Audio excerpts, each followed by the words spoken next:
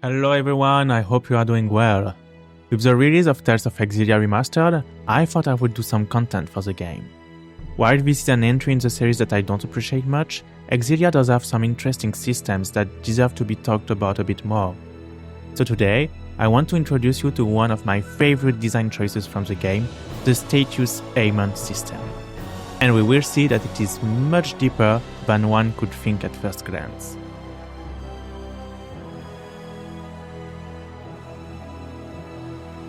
First of all, let's define clearly what will be discussed here. I will be using the term status aimant during this whole video in opposition to status effect. By definition, that last one can include any kind of stat buff or debuff, and I don't really have much to say about them. So, the purpose of the video is to focus mainly on all the negative conditions that can be inflicted in battle. A lot of information is already available in the battle book, so I will mostly talk about all the things the game doesn't tell you. There are three kinds of status aimants in this game. The enemy exclusive status aimants, also known as physical aimants, stun, and the elemental status aimants called magical aimants. So, without delay, let's start with the physical aimants.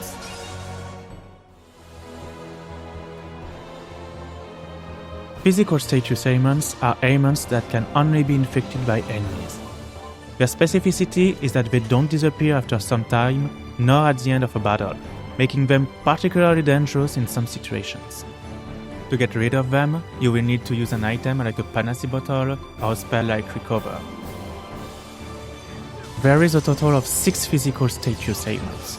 Most information about them is in the battle book, so here is a quick recap with some additional details.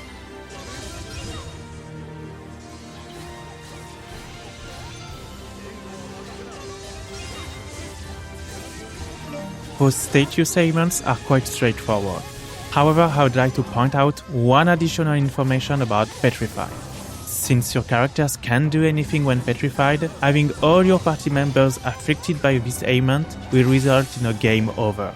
And since you share all negative aimants when linked, one single hit can result in half your party being petrified at once.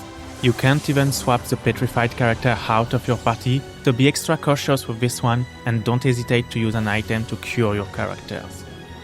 Only specific monsters and attacks can inflict those status aimants. The chance rate of your character being inflicted by one of those follows this formula. Chance of being inflicted is equal to the base rate of the attack minus your character's psyche minus the enemy's dexterity divided by 10. Unfortunately, I don't have an exhaustive list of all attacks that can inflict the aimants and their base rates. Though the formula is pretty easy, and the main thing to get from this is that the higher your psyche is, the less likely you will be inflicted by an aimant. Also, the formula seems to imply that if the enemy's dexterity is higher than your psyche, the chance rate will actually increase. I don't have any way to test that easily, but if that's the case, it's even more important to prepare yourself when facing an enemy with high dexterity. If you have no way to increase your stats easily, know that Iron Stance and Guarding completely prevent you from being inflicted by an aimant. Finally, there are accessories to reduce the chance of being inflicted by those aimants, so make sure to equip them when needed. Wards reduce the chances by 50%, and Charms completely prevent them. The World Charm and the Amulet are by far the most important ones, since they work on every type of physical status aimant.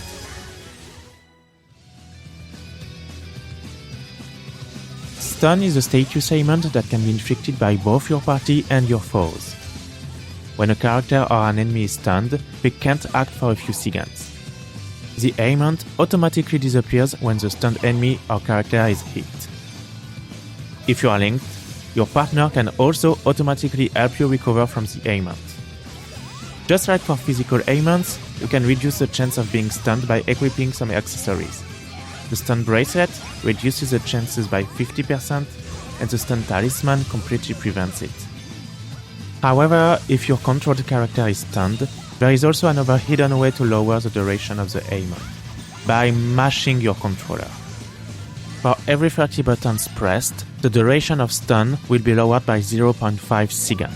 This may sound quite useless, but trust me, even without any optimal mashing, you can significantly lower the duration of stun and prevent your character from being comboed. Although, unlike most stealth games, you won't have any visual indication that your mashing is doing anything, so you just have to trust the process. Stun is an excellent tool to start combos, particularly against bosses, since the status ailment completely bypasses iron stance. Even so, it doesn't work if the enemy is guarding. Nonetheless, even though stun is an amazing status ailment to use to your advantage, it can only be inflicted by specific attacks. And unfortunately, the game doesn't tell you which attacks or arts can inflict stun, and even less their chance rate. So I decided to make a full list of them, and you can find a link to the document directly in the description. All those attacks start with a base stun rate, but the final percentage of chance to trigger the ailment can be improved according to this formula. Chance of inflicting stun is equal to the base rate of the attack multiplied by 1 plus your character's dexterity divided by 1000. This is once again a very simple formula. The most noticeable part is that your chance to inflict stun is only affected by your own dexterity, meaning that any additional stat point has a real impact in the formula. For instance, if one of your characters reaches 1000 in the dexterity stat, which is not too hard to get by the end of the game, you will be doubling your chance of inflicting stun with your attacks. This is why the Palm Strike spam is a very efficient strategy for Jude by endgame, since every hit has nearly a 60% chance to trigger stun. Still, there was one thing that still bothered me with this formula. When you look at it, it seems to imply that there is no upper limit and that you should reach 1000 chance to trigger stun with very high dexterity. At least there is no single official source saying otherwise. But when you test it, it becomes quite clear that this is not true. With Power Hammer and Max Dexterity, every single hit should be a guaranteed stun, and it's not the case. There is a cap to that formula. So, with no other way to get this piece of information, I decided to run an experiment and used Power Hammer 5000 times and note it down every time it stunned the enemy. I got very consistent results from this experiment, even after a few hundred uses, so I can safely confirm that the chance to trigger stun caps at 75%, which is already pretty huge. In the document I mentioned earlier, I added a column to show you what minimum dexterity you should have to reach that maximum percentage for every attack. However, there are 4 exceptions to that stun limit. One is Alvin's Breaker ability that is guaranteed to stun against guarding enemies, and all the other ones are link arts. Hammer Rain, Power Blade and Pow Pow Worlds will always stun the enemy no matter your dexterity. Finally, there is one last thing to mention about stun, and it's related to skills, namely Alvin's Blunt Force and Rowan's Mage Stun. Those skills claim that they increase the chance to inflict stun with physical and magical attacks respectively by 5%. The descriptions are a little bit ambiguous because not only do they increase the stun chance on already stun-enabled arts, but they also make every physical and magical attack able to stun with a base rate of 5%. And you know what's the best part about that? Those newly stun-enabled attacks also follow the same formula, which means you can reach ridiculous chances of triggering the ailment for every single hit you do. The skills can also be shared via linking, so your whole party can benefit from amazing stun rates, especially if you spam multi-hits arts. And you don't even need to farm dexterity to get good results, but if you do, you can turn any fight into something really crazy.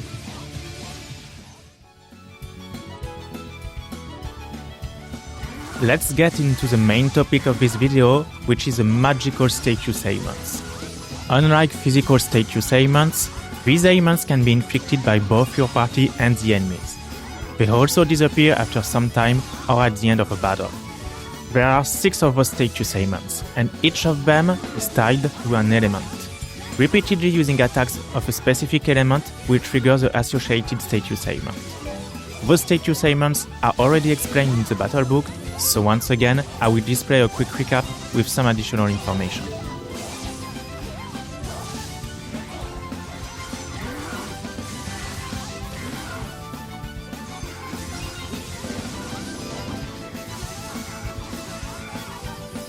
Something worth noting about Terra is that, just like the Blunt Force and Mage Stun skills, this ailment allows for all attacks to stun. I don't know what is the chance of it to occur, but from my testing, it's actually pretty high, which makes Terra a particularly strong ailment. The stun inflicted during Terra can't be prevented with equipment either, making it even more deadly. Terra also has a hidden benefit against bosses because it allows you to stun them during their counterattacks, and doing so will prevent them from countering ever again until your combo is over. What makes these status ailments so dangerous is that they can be inflicted even if you are guarding or during iron stuns, meaning you will likely be inflicted by some of them during your playthrough. Thankfully, you have multiple ways to get rid of them. You can use a Panacea bottle or a spell like Recover. But did you know? There is also a hidden way to lower the duration of those effects. Those who played Exilia 2 know that you can do specific actions to lower the duration of an ailment. And this system was already implemented in the first Exilia. Here is what you can do. For Burn, free running for 1.5 seconds will lower the duration of the ailment by 0.5 seconds. For Paralysis, standing still for 1.5 seconds will lower the duration of the ailment by 0.5 seconds. Keep in mind that running, moving, and guarding don't count. For Slow, each jump you do will lower the duration of the ailment by 0.5 seconds.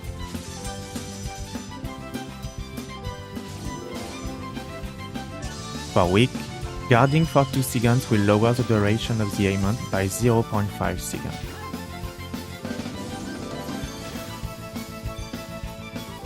For Terra, every 3 hits you deal against an opponent will lower the duration by 0.5 seconds.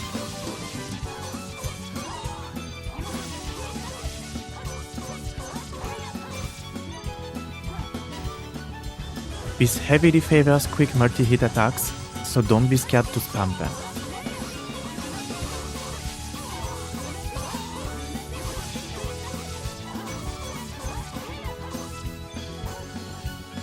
For Confusion, every 30 buttons pressed will lower the duration of the ailment by 0.5 seconds.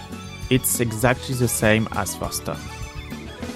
Okay, now you just learned how to get rid of those ailments efficiently, but what will be more interesting is to know how to inflict them on enemies. The best part is that inflicting magical ailments is completely deterministic, so you will be able to control when and what ailments you will trigger during a battle. In fact, you can actually have a setup where you inflict every ailment at once. So how does this work? Let's start with something simple. During battle, every character and enemy has 6 different hidden gauges representing the elements. Each time you hit an enemy with an elemental attack, their corresponding gauges increase by a specific amount of points. Once one of the gauges reaches 100 points, the enemy gets inflicted by the ailment of the corresponding element. Okay so far? Now, when you trigger an ailment, the game checks how many points there are above the trigger threshold. These additional points are used to calculate the duration of the ailment. If you keep hitting the enemy to add points to their gauge when they are already under the status ailment, the duration of the ailment will be increased as well. Each additional point increases the duration by 1% up to twice the base duration. Thus, Burn can last from 5 seconds to 10, Paralysis from 5 to 10, Slow from 7 to 14, Weak from 7 to 14, Terror from 10 to 20, and Confusion from 7 to 14 seconds. Though on a few occasions I was able to extend the max duration a bit more than its theoretical limit, usually by 1 or 2 seconds, so I believe there are some programming oddities behind this. Needless to say, the duration numbers I gave you should be seen more as a general idea of how long an ailment can last. So far so good? Okay then, let's dive into the deepest part and see how many points you give each time you hit an enemy or receive each time they hit you. The number of points follows this formula. The number of aimant points is equal to the base point of the attack multiplied by 1 plus the attacker's intelligence divided by 200 minus the defender's psyche divided by 100 multiplied by the defender's elemental attribute divided by 100 and multiplied by the boss, the critical, the behind and the guard corrections. This is a much more difficult formula, but don't worry, you're going to understand it with no issue. Let's consider we are the attacker and let's dissect this formula. The first part of the formula is basically a static value that depends on the type of art you are using. In most cases, basic attacks have a value of 2, for physical arts it's 3, spells 6.5, and for a link art it's 5. I say most cases because a few arts can have radically different values. For instance, Jude's Cerberus Strike increases the aimant gauge slightly faster than other physical arts, while Mira's Binding Sphere takes forever to inflict terror. Then we have a stat-related part that is quite straightforward. Basically, the higher your intelligence is, the more aimant points you will deal. And enemies with low psyche will also be inflicted with an aimant much faster than the ones with a higher stat. After that, we have a multiplier tied to elemental resistance. If the enemy is not weak nor resistant to the element you use, they have a value of 100. If they are weak to the element, they have a value that is above 100, up to 200 at max. If they are resistant, they have a value below 100, as low as 25. This makes weaknesses and resistances very important to use to your benefit, as they significantly influence the speed at which you trigger aimants. Nota bene, if a character or an enemy absorbs an element, they have a negative resistance value and don't get any aimant point at all. And finally, in the case of attacks with multiple elements attached to them, the game simply checks each elemental resistance separately and updates each gauge accordingly. So even if you resist a part of the attack, you can still be inflicted by the aimant from the other element. The last parts of the formula are much easier to understand as they are simple multipliers. If the enemy is a boss, the formula is multiplied by 0.25. This was made to prevent you from abusing status aimants on them. In the case of a critical hit, the formula is multiplied by a random value between 1.5 and 2.5. Increasing your dexterity can be pretty interesting if you aim at triggering aimants through critical hits. Rowan is particularly good at inflicting aimants thanks to having both high intelligence and dexterity.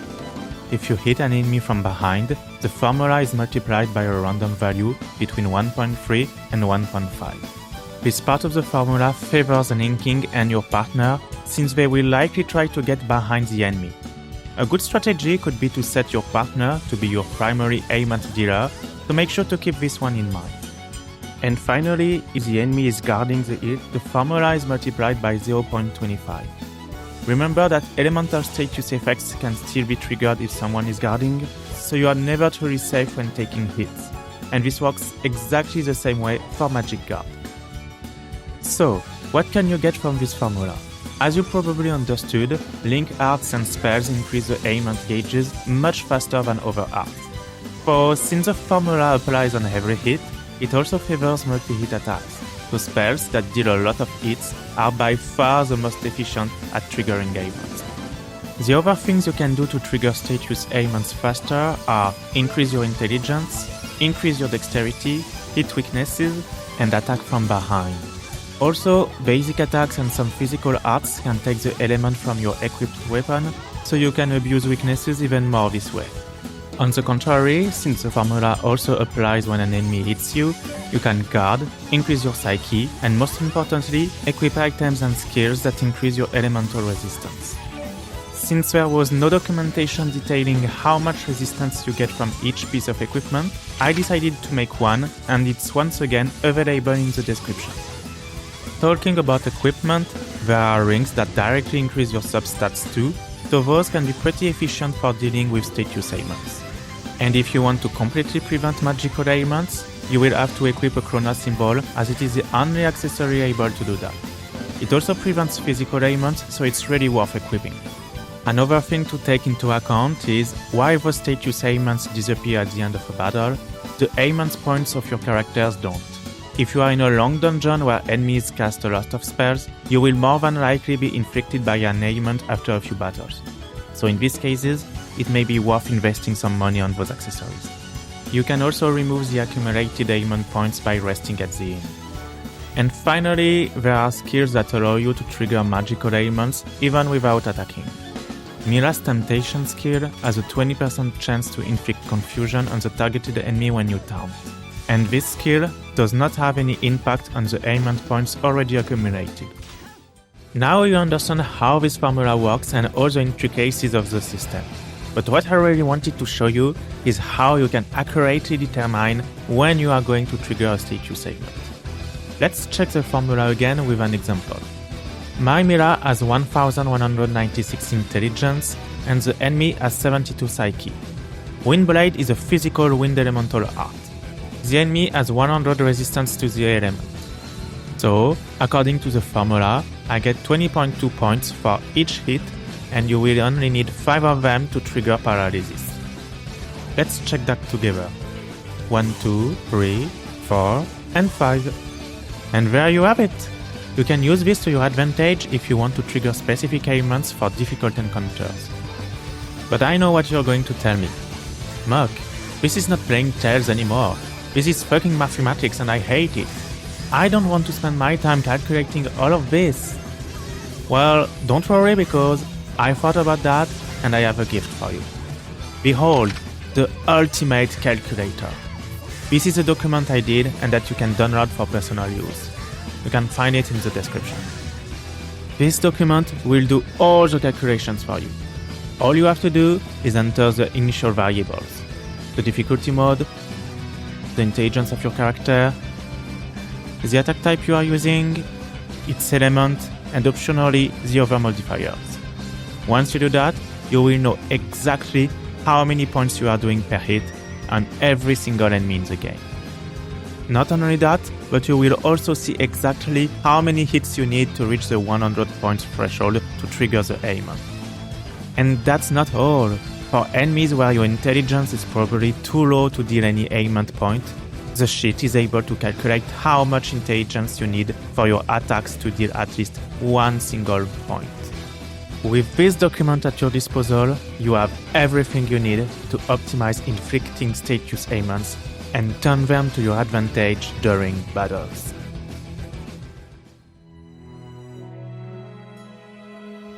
That's pretty much all I wanted to cover about status ailments in Tales of Exilia. I really wanted to tackle this topic, as you can see how much thought was put into these systems. I find the formula for magical ailments particularly interesting because it is designed to make status ailments pretty easy to trigger early game and also as long as there isn't much discrepancy between stats. I just kinda wished it was a bit more balanced to avoid some abuse, but I can't deny it adds an interesting layer of depth that is more than welcomed for this game. Just like for my previous guide, I will add a summary sheet in the description so that you don't have to rewatch everything when you need some information. I hope you enjoyed watching the video as much as I enjoyed making it, and don't hesitate to give me some feedback. I'm quite in a guide making mood, so maybe I will be able to create a few more in the coming months. Once again, thank you so much for your support, and have fun with Tales of Exilia Remastered. Bye bye!